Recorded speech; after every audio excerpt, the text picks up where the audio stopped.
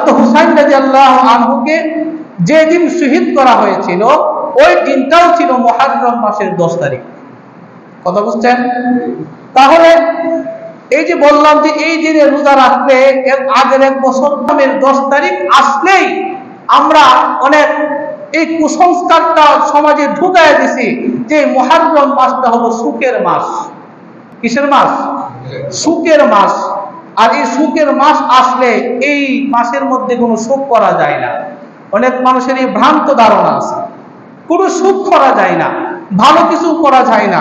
তারা মনে করে যে মুহররম মাস যেহেতু হযরত হুসাইন রাদিয়াল্লাহু আনহুকে শহীদ করা হয়েছে, একটা সুখ পালন করতে হবে, এই জন্য তারা মুহররম মাসে বিবাহ শাদীও করাতে চায় না। এই কুসংস্কার আছে না নাই?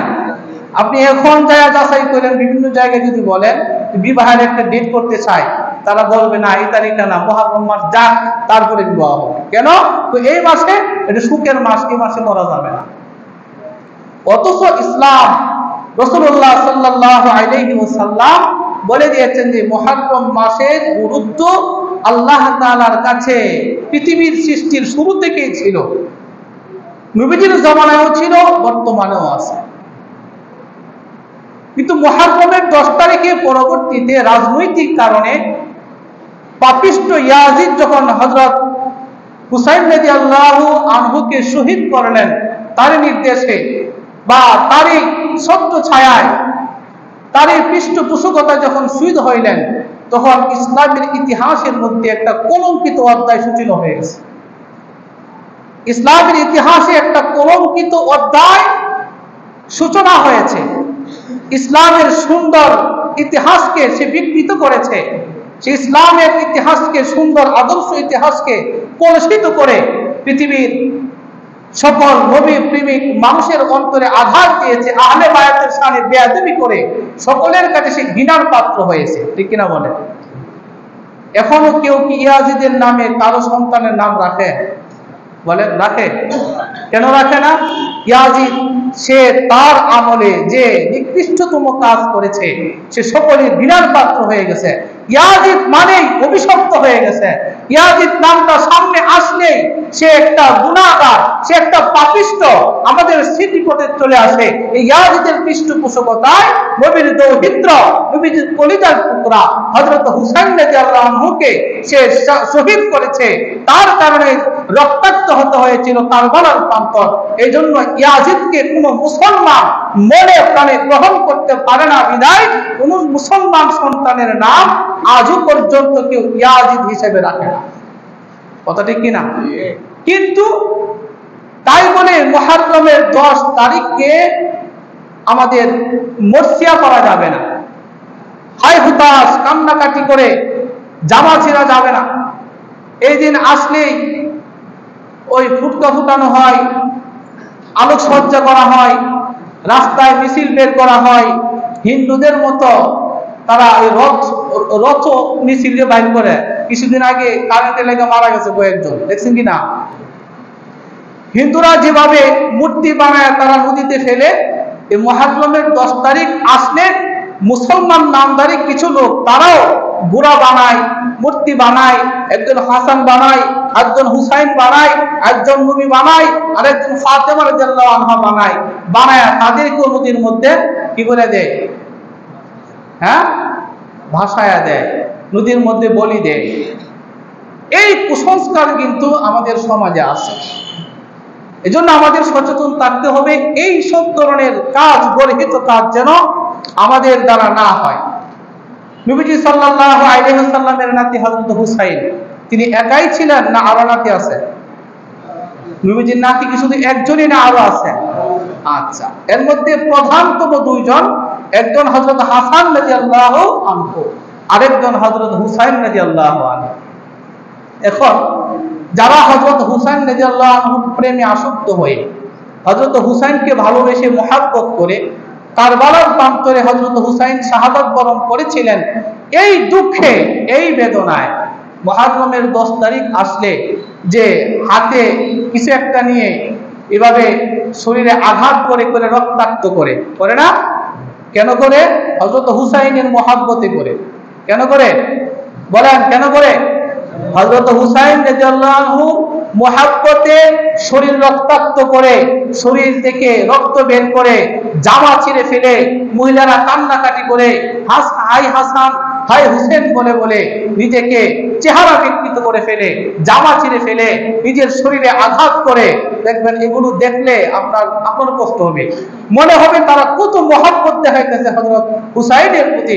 অথচ ইতিহাস বলে যারা আজকে হযরত হুসাইনের মহব্বতে কাজগুলো করতেছে, তাদের পৃষ্ঠপোষকতায়, তাদের প্রত্যক্ষ সমর্থনে এবং সহযোগিতায় তারাই হযরত হুসাইন রাদিয়াল্লাহু আনহুর পিতা হযরত আলী রাদিয়াল্লাহু আনহুকে শহীদ করেছেন, তাদের এই ছত্র ছায়ায় তারাই হযরত হুসাইনকে শহীদ করেছেন।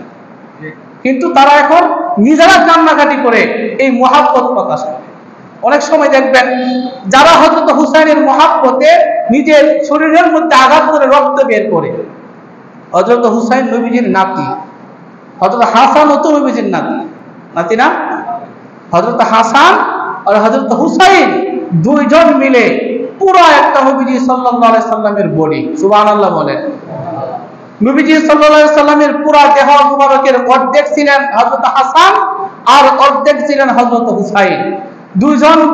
এই দুইজনকে দেখলে মনে হতো নবীজি সাল্লাল্লাহু আলাইহি সাল্লামের পুরো চেহারা, পুরো বডি এই দুইজনের মধ্যে প্রকাশ পাইত।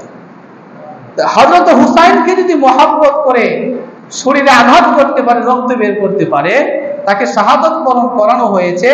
কিন্তু হযরত হাসানকেও তো মহব্বত করতে হবে না? কি বলেন, করতে হবে না? কিন্তু দেখেন হযরত হাসান রাদিয়াল্লাহু আনহুকে এদেরই ছত্র ছায়ায় ষড়যন্ত্র করে 20 পানে হযরত হাসানকে শহীদ করানো হয়েছে। কি পান করে? 20 পান করায়া। এখন কি করা উচিত? হযরত হাসানের মহব্বতে একটু বিষ খাওয়া উচিত না? হুসাইনের মহব্বতে যখন নিজের শরীর থেকে রক্ত বের করে, জামা ছিঁড়ে ফেলে, হযরত হাসান রাদিয়াল্লাহু আনহুর মহব্বতে একটু বিষ খাওয়া তো উচিত ছিল না? কিন্তু এই বিষ কি তারা খায়? কি বলেন, খায়? তার মানে কি বোঝা যায়? এর মধ্যে রাজনৈতিক রহস্য রয়েছে। এরা নিজেরাই হযরত হুসাইনকে তারা শাহাদাত বরণ করেছেন। হযরত হাসানকেও ষড়যন্ত্র করে বিষ প্রয়োগে হত্যা করেছেন। হযরত আলী রাদিয়াল্লাহু আনহুকে তারাই ভারতে খুনি নিয়োগ করে শহীদ শাহাদাত বরণ করেছেন। হযরত হুসাইন সত্য ছায়ায় রাজনৈতিক কারণে, কুন্দলের কারণে তারাই এই মহান সাহাবীদেরকে শহীদ করে, আবার তারাই তাদের প্রেম জাহির করে রক্ত বের করে। এই জন্য আমাদের একটু সচেতন থাকতে হবে। যেহেতু এই কাহিনী বলতে গেলে আমার রাজনৈতিক আলোচনা করতে হবে। কারবালার কাহিনী বললে হযরত হুসাইনকে কিভাবে শাহাদাত বরণ করা হয়েছে, তার সাথে কি আচরণ করা হয়েছে, যে কোনো পাষাণ হৃদয়ের মনকে নাড়া দিয়ে দিবে। কারণ যদি পাথরের মতো শক্ত হয়, হযরত হুসাইন রাদিয়াল্লাহু আনহু, হাসান রাদিয়াল্লাহু আনহু, হযরত উসমান, হযরত আলী, হযরত উমর রাদিয়াল্লাহু আনহু, এদের শাহাদাতের কাহিনী যদি বর্ণনা করি, পাষাণ মনের মানুষ কান্না করবে। ইনফ্যাক্ট হযরত হুসাইন রাদিয়াল্লাহু আনহুর কারবালার কাহিনী যদি বলি, মানুষের চোখ দিয়ে পানি বের হবে, কান্না আসবে। কিন্তু হযরত হুসাইন কেন শাহাদাত বরণ করলেন, এর কারণ যদি বলি, হযরত হুসাইন রাদিয়াল্লাহু আনহুকে কেন জীবন দিতে হয়েছে, এর কারণ যদি বলি, সবাই আমার প্রতি খেপে উঠবেন। আপনারা তার শাহাদাত বরণ থেকে কান্নার শপথটা নিয়েছেন, কিন্তু তার বিপ্লবের শপথ কোনো মানুষ গ্রহণ করে না। হযরত হুসাইনের আদর্শ কি ছিল, সেই আদর্শের কথা যদি বলি, সবাই আমার উপর খেপে উঠবেন। হযরত হুসাইন রাদিয়াল্লাহু আনহু কি জন্য শাহাদাত বরণ করেছিলেন কারবালার প্রান্তরে, সেই উদ্দেশ্য কি ছিল, তার সাথে কি আচরণ করা হয়েছিল, তার মূল উদ্দেশ্য যদি বর্ণনা করি, তাহলে অধিকাংশ মানুষ খেপে উঠবে, বলবে হুজুর রাজনৈতিক আলোচনা করতেছে। মূলত রাজনৈতিক কারণে ওই সময় হযরত হুসাইন রাদিয়াল্লাহু আনহুকে তারা শাহাদাত বরণ করাইছে। এই আলোচনা করলে খেলাফতের কথা আসবে, কুরআনের আইনের কথা আসবে, রাসূলুল্লাহর শাসনের কথা আসবে, উমরের শাসনের কথা আসবে, আবু বকর উসমানের শাসনের কথা আসবে। আর এই কথাগুলো যখন আমরা বলবো, তখন বর্তমান রাজনৈতিক নেতাদের আদর্শের সাথে তাদের আদর্শের কোনো মিল পাওয়া যাবে না।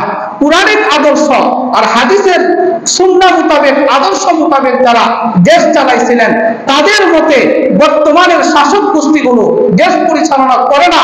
আমরা এই কথাগুলো যখন বলবো তখন আমরা মানুষের চক্ষুশূল হয়ে যাব, তখন আমরা মানুষের রাগের কারণ হয়ে যাব। তখন কোরআনের কথা বললেও বাধা আসে, রাসূলুল্লাহর হাদিসের কথা বললেও বাধা আসে।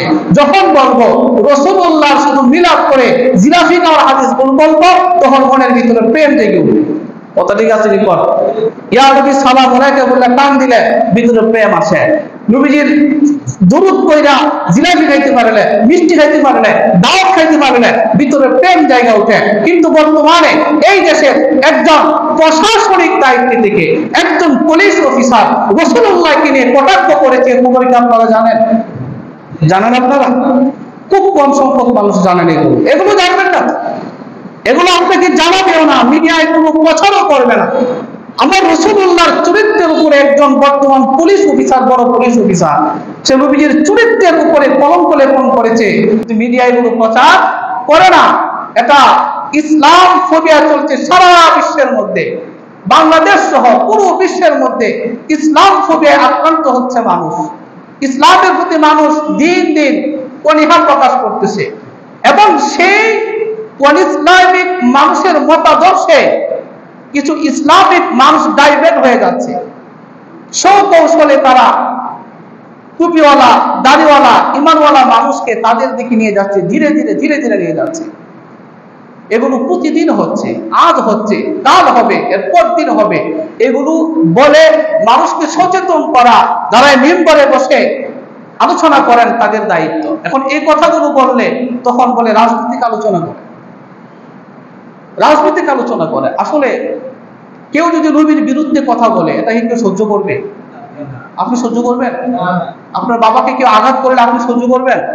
আপনার বড় ভাইয়ের সাথে আপনার রাগ কথা নাই, অনেক দিন, 2 বছর 5 বছর কথা নাই, কিন্তু আপনার বড় ভাইয়ের আপনার সামনে যদি আপনার বড় ভাইয়ের বিরুদ্ধে কেউ উৎসাহটায় গালি দেয় বা আপনার সামনে আপনার বড় ভাইকে কেউ আঘাত করে, আপনি কিন্তু 5 বছরের রাগ ভুলে যাবেন।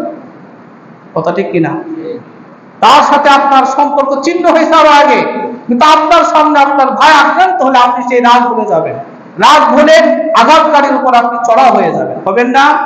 কিন্তু মুসলমানের হৃদয় এমনই থাকা উচিত, যখন যে অবস্থায় বাতিল ইসলামের উপর আঘাত করবে, রাসূলুল্লাহর উপর আঘাত করবে, মুসলমান তখনই জেগে উঠবে, বাতিল শক্তির বিরুদ্ধে কথার মাধ্যমে জিহাদ করবে, অস্ত্রের মাধ্যমে জিহাদ করবে, কলমের মাধ্যমে জিহাদ করবে, বই লিখে জিহাদ করবে, সংগ্রাম করবে এবং প্রতিরোধ করে তুলবে। যখন যে অবস্থায় যেভাবে পারা যায় ইসলাম প্রতিষ্ঠার জন্য বাতিল শক্তির বিরুদ্ধে প্রতিরোধ করে তোলা, এটা প্রত্যেক সময়ের মুসলমান এবং ইমানদারের নৈতিক এবং ইমানি দায়িত্ব। কথা বুঝতে পারছেন? এজন্য কথা আর বাড়াবো না।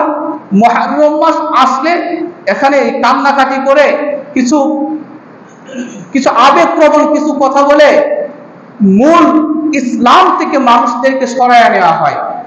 ইসলামের মূল কনসেপ্ট কি, মূল উদ্দেশ্য কি, সেখান থেকে মানুষদেরকে সরায় নেওয়া হয়। ওই আমাদেরকে বিভিন্ন রাজনৈতিক কাজের মধ্যে নিয়োজিত রেখে, ব্যবসা বাণিজ্যের মধ্যে নিয়োজিত রেখে এক এক সময় এক একটা ইস্যু দিয়ে এইগুলোকে ধামাচাপা দেওয়া হয়। এজন্য আমাদেরকে একটু সচেতন থাকতে হবে, সজাগ থাকতে হবে। আমাদের চলাফেরা, কথাবার্তা, আচার আচরণ, বিবাহ শাদী, আমার ছেলেকে যদি বিয়ে করায় তাহলে দেখতে হবে যার সাথে সম্পর্ক করব সেখানে ইসলাম কতটুকু আছে, সে কি শিয়াদের সাথে সম্পৃক্ত আছে কিনা, সে কাদিয়ানি হয়ে গেছে কিনা, সে খ্রিস্টানদের প্রতি আকৃষ্ট কিনা, নাস্তিকতার সাথে এই পরিবারের সম্পর্ক আছে কিনা, শিরকের সাথে সম্পর্ক আছে কিনা, এগুলো চিন্তা ভাবনা করে তার সাথে সম্পর্ক করতে হবে।